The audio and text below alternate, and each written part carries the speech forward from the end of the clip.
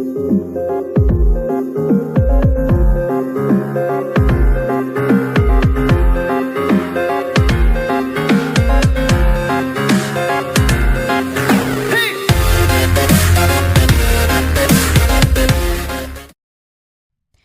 guys, it's Triplet99C, and I am going to be doing another tutorial video for you all.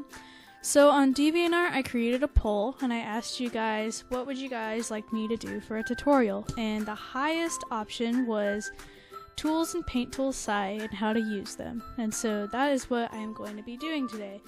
I'm just going to be going over all the tools in Paint Tool Sai and showing you guys how to use them. So hope you enjoy. Hope this is informative for you all. So pretty much for those of you who do not know what Paint Tool Sai is a digital arts program fairly similar to Photoshop. You usually pay for it, however there are ways that you can get it for free. You can just look up a YouTube video to do that. That's how I got this Paint Tool Sai. Usually the free versions usually don't have all of the tool options, but I mean, it's still pretty nice. It still has a wide range of tools for you to use, and they're pretty nice, pretty helpful. So if you are looking to get Paint Tool Sai, I definitely recommend it. So you could be looking at this video because you have just started Paint Tool Sai and you're not quite sure how to use it, or you're wanting to get Paint Tool Sai and you want to watch a video first so that you can know how to use it when you get it, or you have used Paint Tool Sai for a while but you want to learn how to use the tools better and such, then those are all pretty great reasons to watch this video. I hope that this will be helpful to you guys. I'll try to explain the best that I can, but other than that, here it is. So this panel over here, it will show you your layers, and when it says normal, 100%, the eye and the pencil. So layer 1, it pretty much means it's the first layer in your picture. Normal pretty much means up here you can change the mode to multiply screen, luminosity, overlay, and binary color. Now I haven't really used these very often because they don't really work out too well for me, but pretty much multiply brightens it, luminosity like makes it white, stuff like that.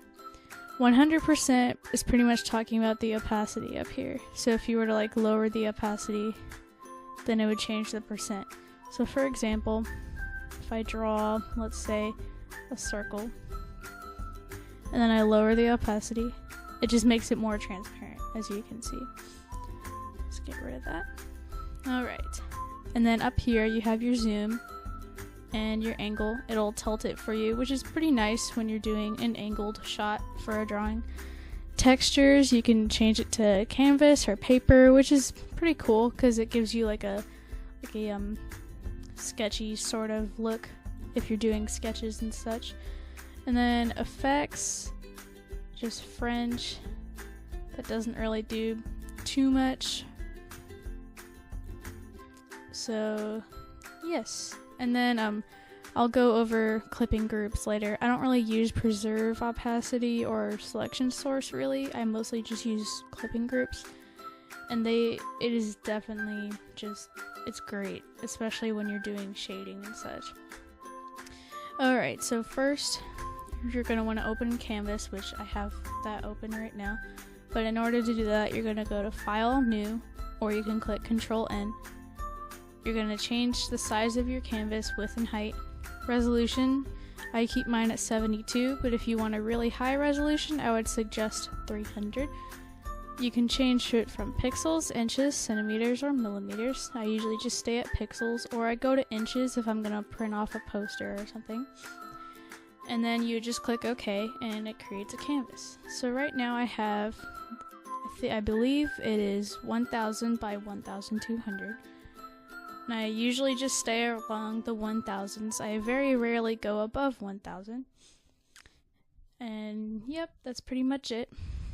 Alright, so the first tool in your toolbox will have to be the pen tool. So for the pen tool, it's pretty much just like a pen. It's very good for line art and such.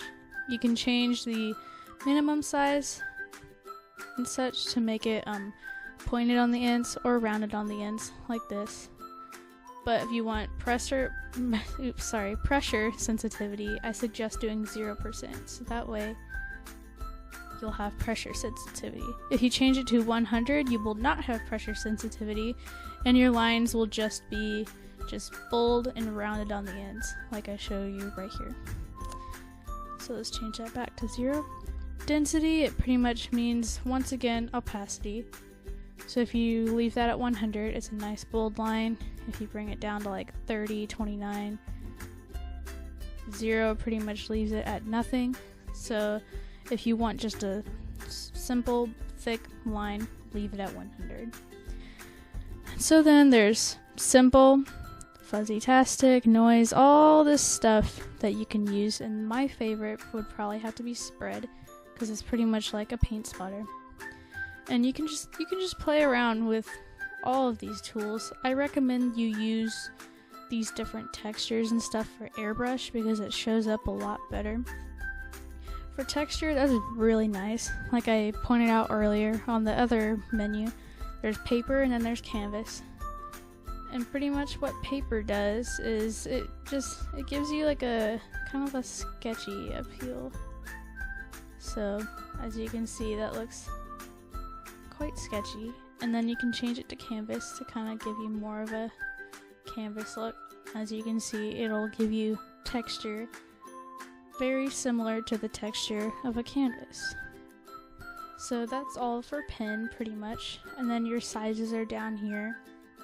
And your color palette is up here. Pretty much just gives you a pretty wide range of colors. So that's pretty nice. And then another thing I want to show you before I switch to airbrush is the magic wand tool.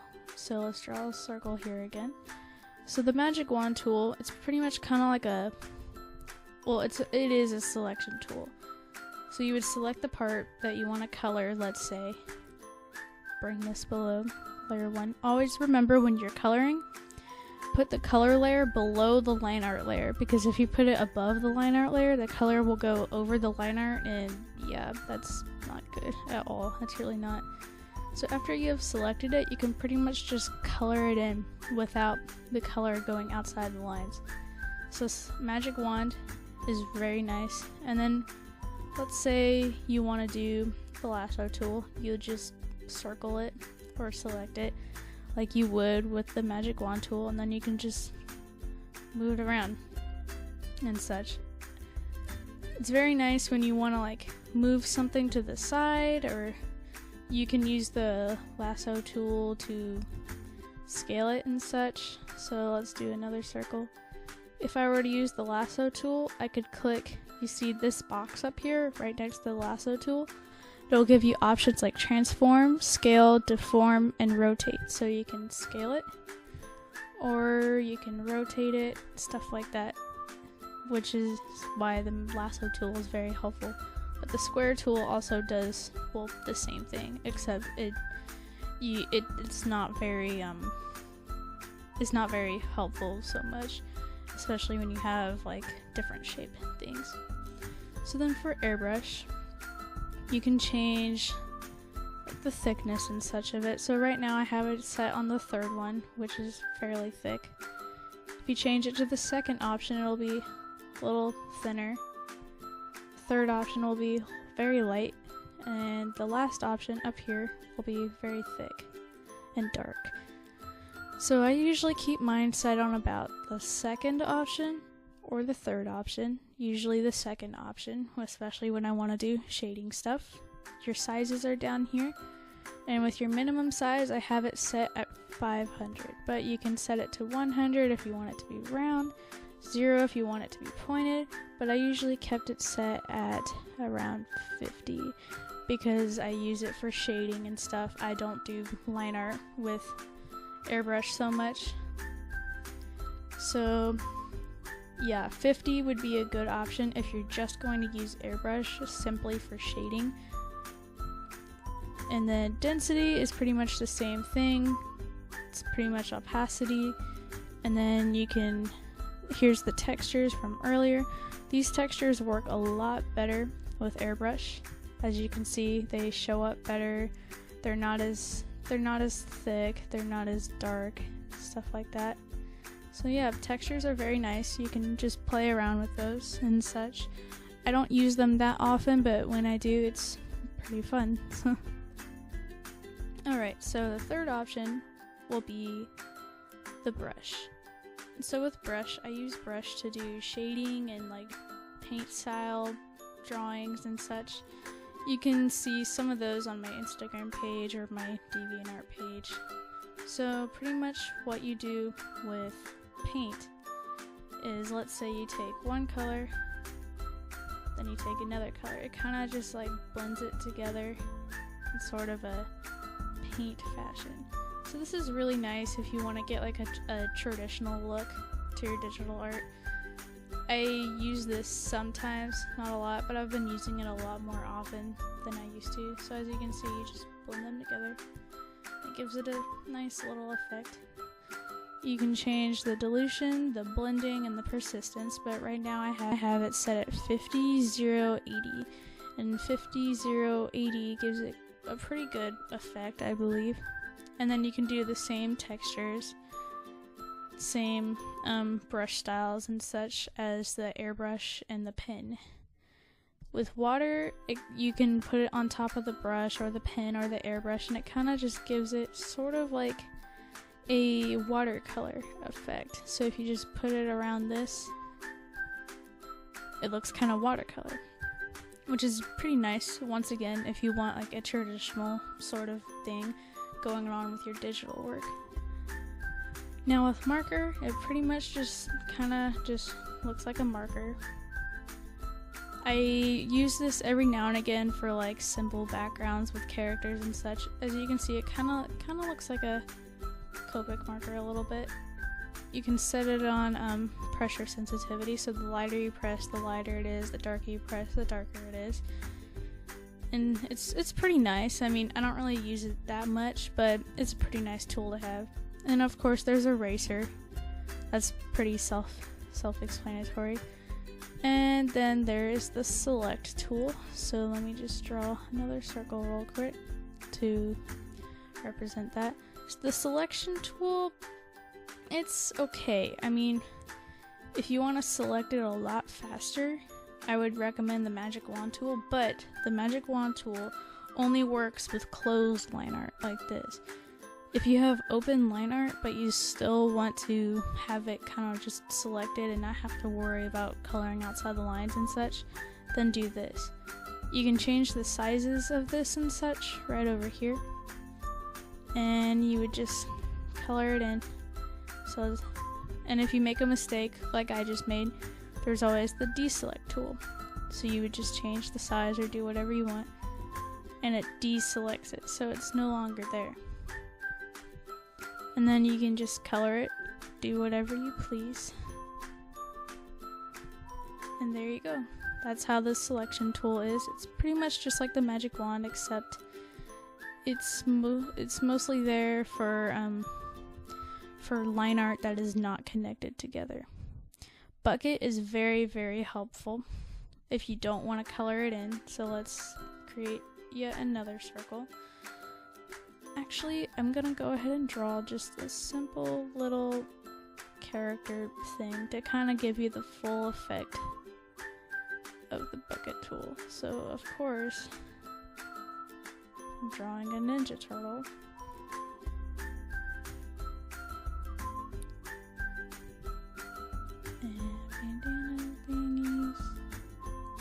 Yeah, so it's just a simple little sketch thing, but you'll get the idea. So this is all closed line art, as you can see. So first, let's select the skin with the magic wand.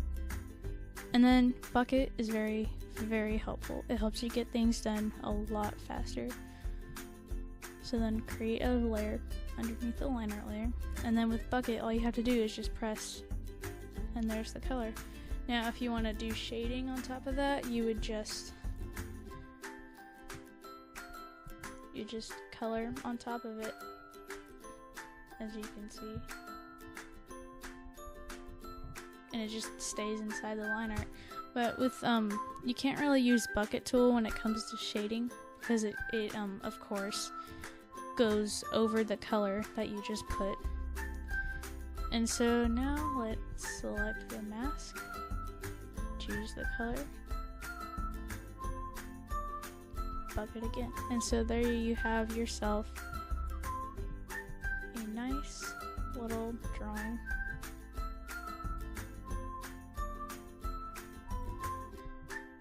That literally only took like a minute. So yeah, bucket tool is very helpful. Bucket tool and magic wand tool will definitely be your friends throughout Paint Tool Sai. Binary, I'm not really sure what binary does. I suppose it's sort of like a marker or a pen. It works pretty much just like it, but I don't really use it that often. You probably won't use it. Ink pen is basically pen. It is literally the exact same thing, except I suppose the lines are a lot neater. No matter how thick you make a pen, let's say 500, the lines are still very thin. So if you want to do, let's say, like thin line art for a comic-ish style thing, ink pen is definitely nice, but you can also use pen for that kind of thing as well. Water 10, water 9 is pretty much just like the water that I just showed you above. Old water, it pretty much, I believe it works the same. Let's test it out. I have only used this once, and it pretty much did the same exact thing as water. So yes, it does the exact same thing as water, except it gives you kind of a little like paint splatter effect at the end. But I've never really used that before, but once again, if you want to do watercolor style things, it is very nice. I assume that it would be very nice. Acrylic, it pretty much makes your work look just like you painted acrylic. As you can see, it already has a built-in texture. And the harder you press, the more it goes on there. The less you press, the less it goes on there. And it gives you just a nice little canvas looking texture.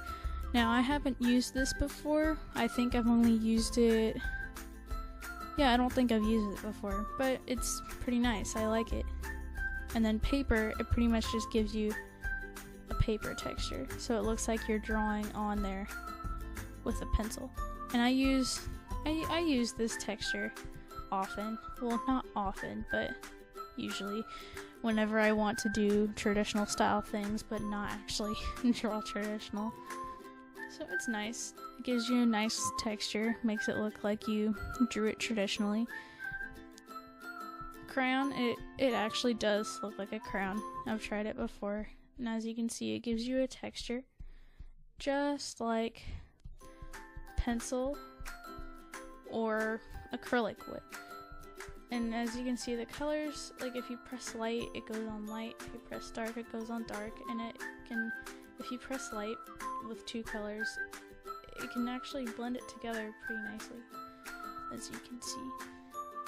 And so yeah, it does look like a crown, which is pretty cool. I haven't really used it very often. Now the blur tool will be very helpful when you are doing shading. So let's go back up to pen. And let's draw two colors right here. So let's say you want to make like a gradient, or you want to just blend two colors together for like skin or something. All you have to do is take the blur tool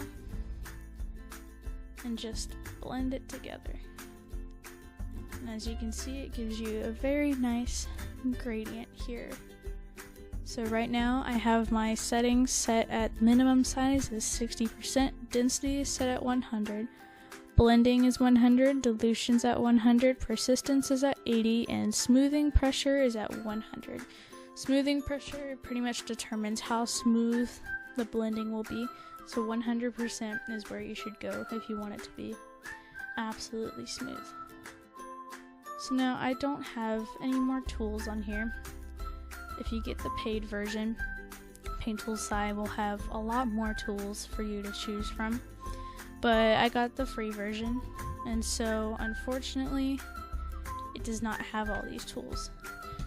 Now some other tools that I will show you is, so let's say you drew something like tornadoes, but you want to erase it, but you don't want to use the eraser tool. You want to erase the whole entire thing. There's this button right here called Clear Layer. It's right next to the trash can, right above the new layer set. So you just click it and it just disappears. If you want to add a new layer, you would click this button right here. It's called this button right here, called New Layer. And then there's a really nice thing called line work layers. And so if you want to do a line work layer, you'd click that. I'm not going to go into too much detail with this. I'll create a video for line work if you guys want that. But pretty much it's just a tool for line art. So you don't have to create the line art all by yourself. And it's really, really helpful because it gives you closed line art, but it's not like a tracer tool like in Photoshop. You do have to create the line work yourself, but it's a lot faster. And it gives the line art just like a clean feeling to it. Alright, and then another thing would be the color picker, of course. It's pretty self-explanatory. You just let's say you're drawing a character for someone, you have their reference sitting right next to you. You just take the color picker and you would just pick out their color so that you get the colors correct. So that's pretty self-explanatory. And then there's swatches up here. Swatches are very, very helpful if you need to keep a color that you're going to use over and over and over again. Like for example, I have this blue here because I use it for shading sometimes, like for cell shading. So if you want to save a color, let's say you want to save this green color, you'll just right click on one of these boxes right here and you'll just click set. And there it is. It stays there forever. Well, until you have to re-download Sai, of course, which is not likely. I had to re-download Sai because I got a new computer. That was the only reason why. And then if you want to remove it, you just click remove and it disappears and you don't have to keep it there anymore. And then, yeah, that's pretty much it. That's basically all the tools that I can think of. And then, of course, there's extending your canvas, and then erase, copy, stuff like that. Flip horizontally, flip vertically.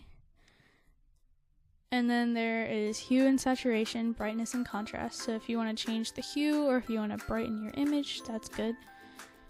And then these just close windows you don't want, etc. And so that's pretty much all the tools you'll need for Paint Tool Sai. I know that this was a fairly short tutorial as there wasn't too much to talk about, but just let me know on my DeviantArt or in the comments what you would like me to do a tutorial on next. And I hope that this helped you at least a little bit, so I'll see you in the next tutorial. And to you Patreon users right now, if you're on my Patreon, you are viewing this right now 24 to 48 hours early if you are donating $5 a month. So yeah, thank you to anyone who is Patreoning me right now, and thank you to anyone who is watching. I hope this helped.